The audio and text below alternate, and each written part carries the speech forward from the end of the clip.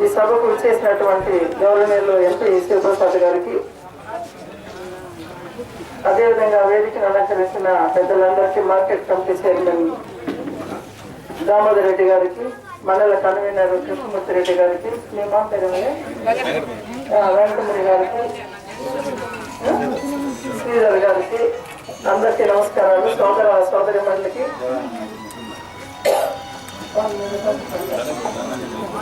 Media సోదరులకి అందరికీ కూడా నమస్కారం. అమ్మ, ఈరోజు ఎంపీటీసీ 1 సాంబశివయ్య, 2 ఉదయగిరి రాజేశ్వరి లేదమ్మా మీరు లేవా? తర్వాత నందిని, ఎంపీటీసీ సుభాష్ని, వీళ్ళందరూ తెలుగుదేశానికి నిలబడిన సంగతి మీకు అందరికీ తెలుస్తున్న విషయమే. అందరూ కూడా సైకిల్ గుర్తుకి ఓటు వేసి ముద్రించాలని నేను మిమ్మల్ని అందరూ ప్రార్థిస్తున్నా. కాంగ్రెస్ నుంచి తెలుగుదేశం వచ్చేసిన తర్వాత ఇదే మొదటిసారి ఇక్కడికి రావడం మీ దగ్గరికి. మీకు అందరికీ తెలిసి ఎందుకు మనం కాంగ్రెస్ నుండి తెలుగుదేశంలో చేరామనే సంగతి. ఎందుకంటే మీరందరూ కూడా మరి మనకు సమైక్యాంధ్ర అడుగులందుకొని మీరు అందరూ నిరసన తెలిపారు. రోడ్లో కూడా వంటలు చేసుకొని తిన్నారు. మీరు వెళ్ళారమ్మా రోడ్లకి? వంటలు చేసుకొని తిన్నారు. యూత్ వెళ్ళారు, ముస్లిం వాళ్ళు వెళ్ళారు, మరి ఉద్యోగస్తులు వెళ్ళారు. అందరూ కూడా మనం అందరూ కష్టపడి ఎంత చేసినా కానీ మన మనోభావాలు దెబ్బతీస్తే ఈరోజు తెలంగాణ ఇచ్చేయడం అనేది, కనీసం మనకు రాజధాని ఎక్కడుందని కూడా చూపించుకోవడం వల్ల నది రోడ్లో వదిలేయడం చూసి కాంగ్రెస్ పార్టీకి మంత్రి పదవికి రాజీనామా చేశాను.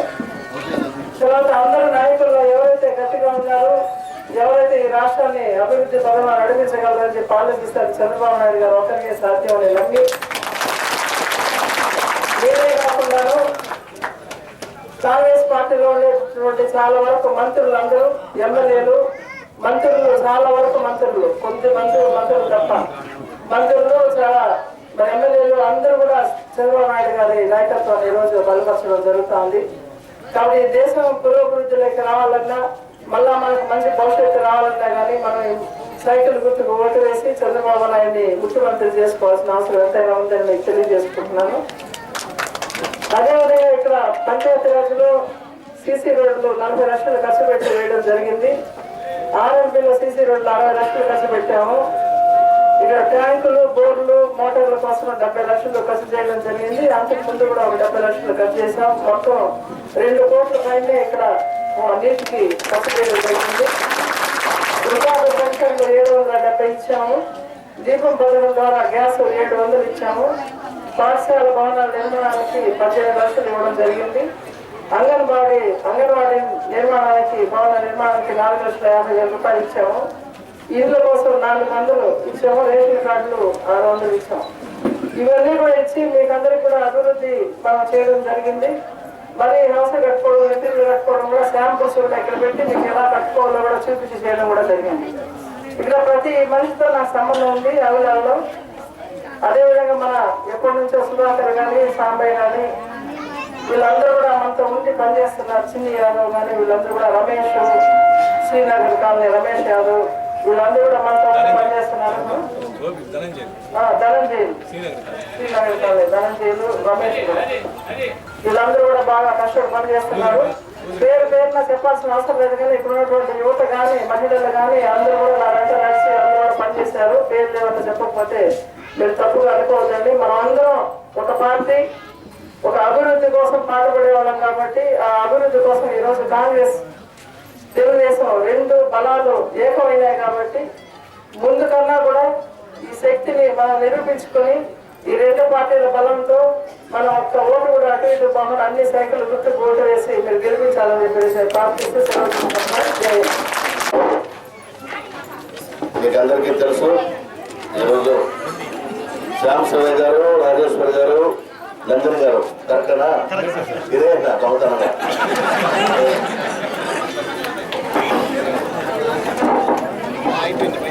So first ward, second ward, third ward.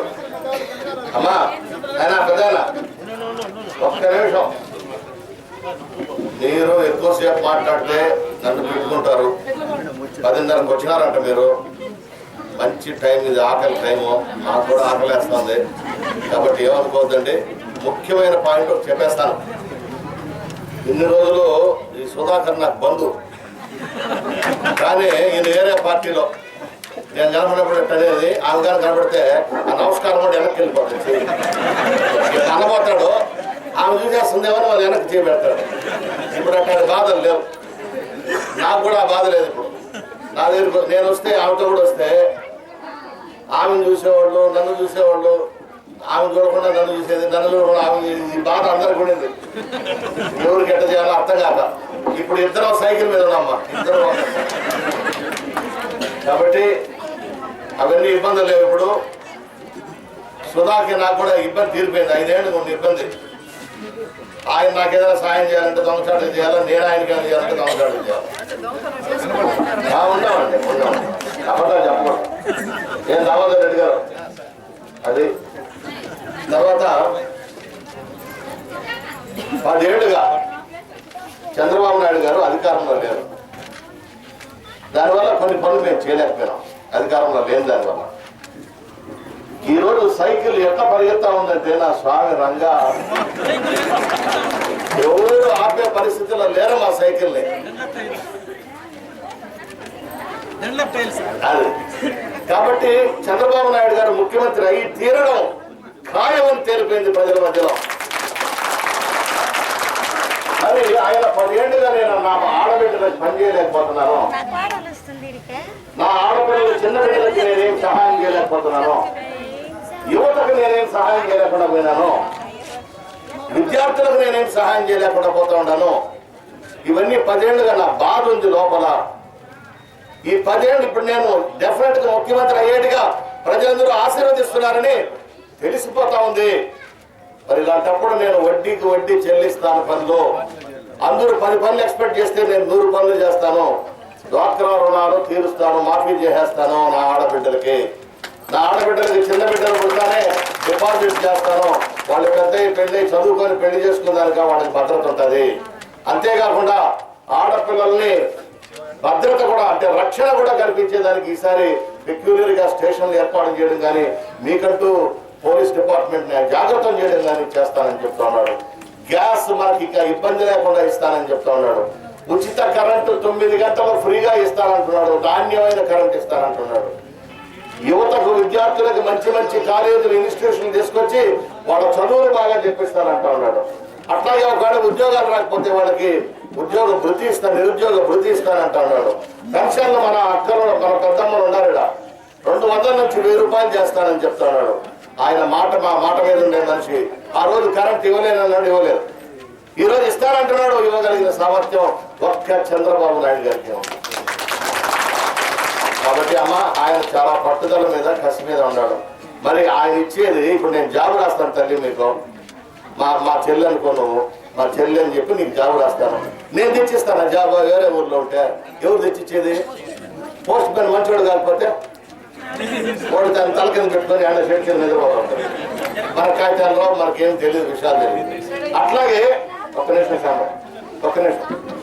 అట్లాగే చంద్రబాబు నాయుడు గారు ఏది ఇవ్వాలనుకున్నా దాన్ని అందించే మనుషులు మనవాడుగా ఉండాలా. సర్పంచ్ మనవాడు ఉండాలా.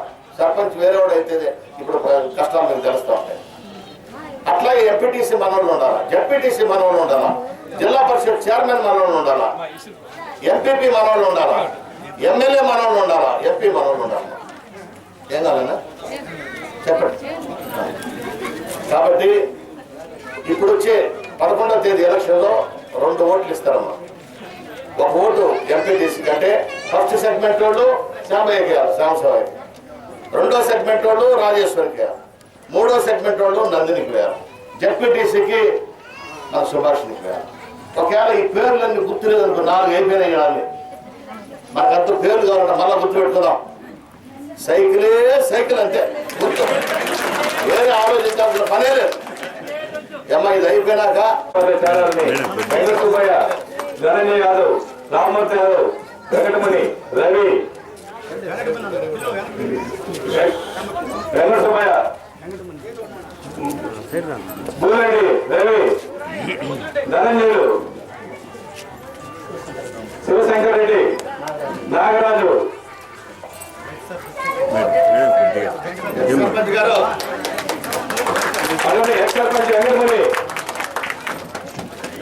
రమేష్, బూరెడ్డి, పళని, మురళి, షణ్ముఖం, ప్రవీణ్, సుబ్బు, గిరి, సతీష్, రాకేష్, పృథ్వీ, రాజా, వినోద్, వెంకటసుబ్బయ్య, నన్నయ్య, రామలింగయ్య, చిన్నవేంక సుబ్బయ్య, చెన్నయ్య, గురవయ్య, రామరాజు, ఆర్వము, బ్రహ్మాజీ, మోటామేశ్వరి, వెంకటేశు, శేఖర్, శ్రీధర్, శ్రీను, ప్రసాద్,